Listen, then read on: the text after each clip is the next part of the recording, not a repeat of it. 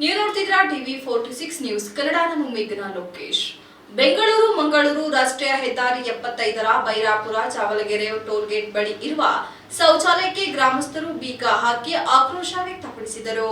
ಈ ಸಂದರ್ಭದಲ್ಲಿ ಮಾಜಿ ಪಟ್ಟಣ ಪಂಚಾಯಿತಿ ಅಧ್ಯಕ್ಷ ಜಯಣ್ಣ ಮಾತನಾಡಿ, ಬೈರಾಪುರ ವ್ಯಾಪ್ತಿಯ ಚಾವಲಗೆರೆ ಗ್ರಾಮದಲ್ಲಿ ಟೋಲ್ ಗೇಟ್ ಬಳಿ ಇರುವ ಶೌಚಾಲಯ ಗಬ್ಬು ನಾರುತ್ತಿದ್ದು, ಶೌಚಾಲಯದ ಕೊಳಚೆ ನೀರು ರಸ್ತೆಯಲ್ಲಿ ಹರಿದು ಹೊಲ ಗದ್ದೆಗಳಿಗೆ ಬಂದು ಸೇರುತ್ತಿದೆ. ಇದರಿಂದ ನಮ್ಮ ಸುತ್ತಮುತ್ತಲ ಮನೆಗಳು ಹಾಗೂ ಸಾರ್ವಜನಿಕರು, ಪ್ರಯಾಣಿಕರು ಮೂಗು ಮುಚ್ಚಿಕೊಂಡು ಓಡಾಡುತ್ತಿದ್ದು ಅನಾರೋಗ್ಯಕ್ಕೆ ಎಡೆ ಮಾಡಿಕೊಟ್ಟಿದ್ದಲ್ಲದೆ ಇಲ್ಲಿಯ ಬಡ ರೈತರ ಜೀವನದ ಜೊತೆಗೆ ಟೋಲ್ ಗೇಟ್ ಅಧಿಕಾರಿಗಳು ಆಟವಾಡುತ್ತಿದ್ದಾರೆ. ನಾಮಕಾವಸ್ಥೆಗೆ ಇಲ್ಲಿ ಟೋಲ್ ಗೇಟ್ ಬಳಿ ಸರಿಯಾದ ಸೂಕ್ತ ವ್ಯವಸ್ಥೆ ಕಲ್ಪಿಸದೆ ಬೇಕಾಬಿಟ್ಟಿ ನಡೆಸುತ್ತಿದ್ದಾರೆ.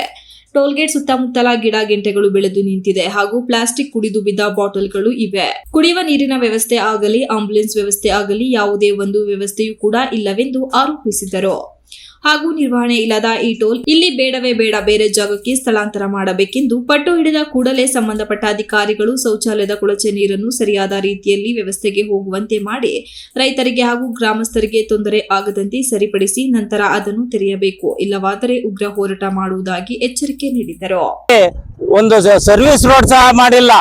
ಈ ಚಾವಲಗೆರೆ ಗ್ರಾಮದ ಜನಗಳು ತಿರುಗಾಡಕ್ಕೆ ಆಗ್ಲಿ ಅಥವಾ ಬೇರೆಯವರು ತಿರುಗಾಡಕ್ಕೆ ಆಗ್ಲಿ ಒಂದು ಸರ್ವಿಸ್ ರೋಡ್ ಇಲ್ಲ. 150 ಅಡಿ ರೋಡ್ ಮಾತ್ರ ಅಕ್ವೈರ್ ಮಾಡ್ಕೊಂಡಿದ್ದಾರೆ ರೋಡ್ಗೆ ಅಂತ.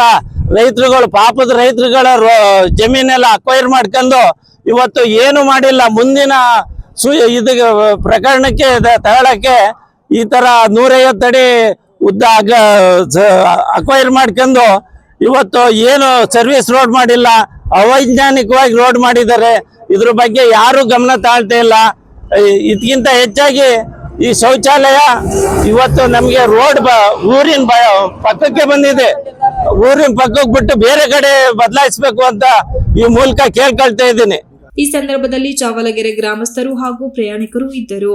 Pradeep, TV 46 news Kannada, Alur. You are watching TV 46 News Kannada.